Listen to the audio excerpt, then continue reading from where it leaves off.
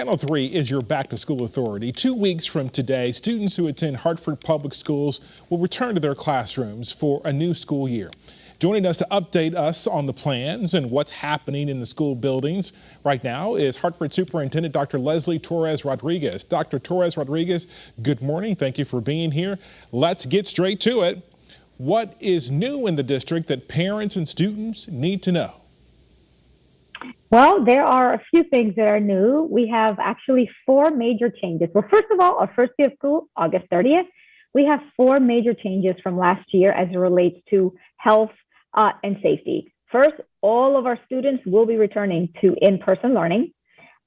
Second, vaccinated staff and students will not need to quarantine if they're asymptomatic. Of course, vaccinated staff and students will not need to quarantine if they're asymptomatic. And we now define close contact in classrooms defined as within 3 feet as per CDC guideline. Last year, it was 6 feet.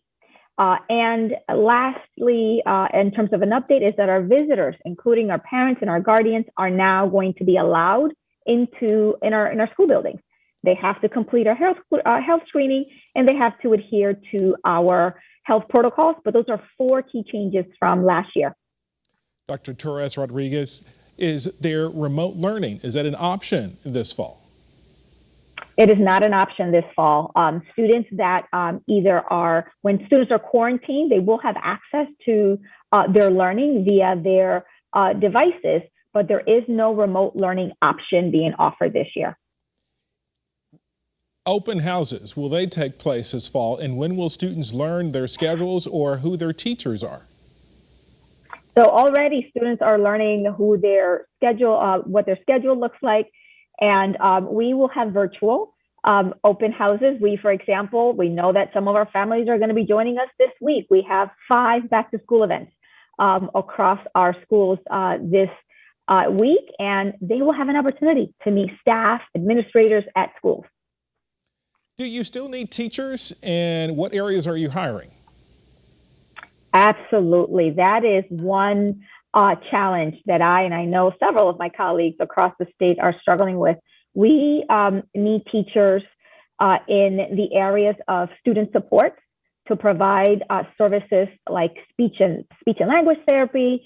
We need math and science teachers, and those are to address the teaching and learning needs of a regular school year. And let me explain that. We are fortunate that we have relief funding, right? We have additional funding, but here's the challenge. We don't have the staffing that we need in order to implement the recovery strategies that we identified that are possible through that funding because we are short-staffed. How many are we talking? How many teachers do you need?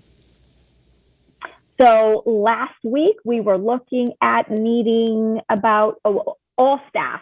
We were looking at around 60 staff that we still needed last week. So that includes and teachers. So it is every single day. And para-teachers too as well. Dr. Para-educators, teachers, yes.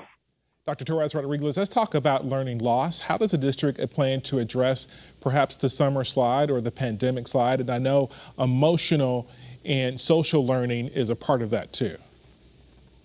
Absolutely. So we are looking at it from all angles. The academic side, for example, the academic needs, we are looking at a strategy that will reduce class size, but only in very targeted ways. We know that there are certain schools that have a higher concentration of need, that students have a higher level of need. And so in K through 3rd grade in those schools or in those classrooms, we are going to reduce class size.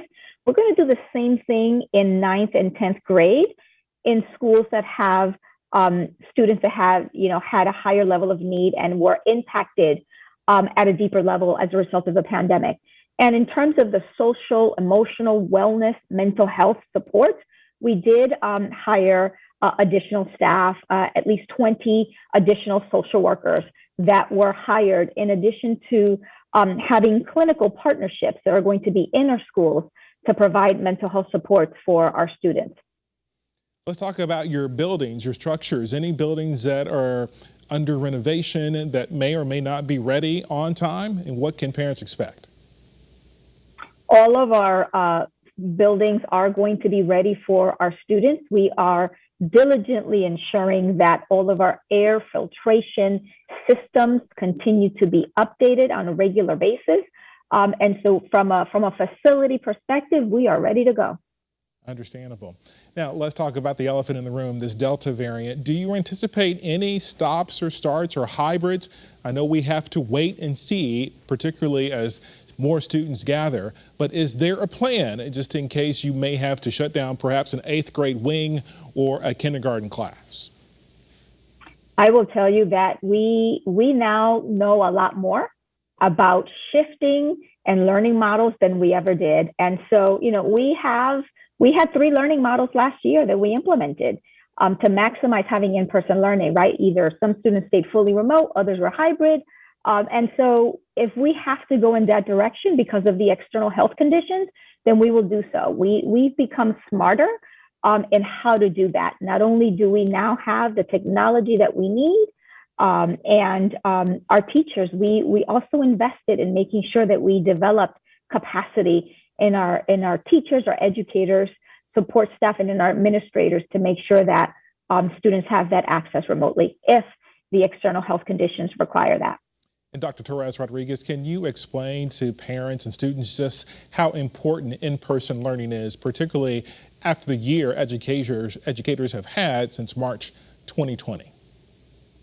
Yeah, I put it in the perspective of some of our students have not been in a classroom for 18 months, right? That's a long time. We know that we heard from not only our teachers and parents, but from the students themselves. When I had my focus groups from students, they said it is not the same.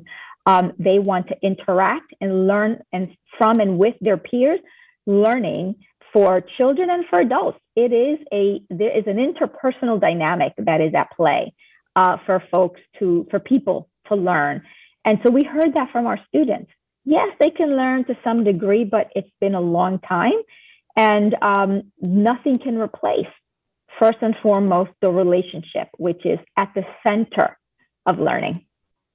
Dr. Torres-Rodriguez, is there anything that I left out that I did not ask you that you may want to address or speak about? Again, school starts August 30th, just around the corner.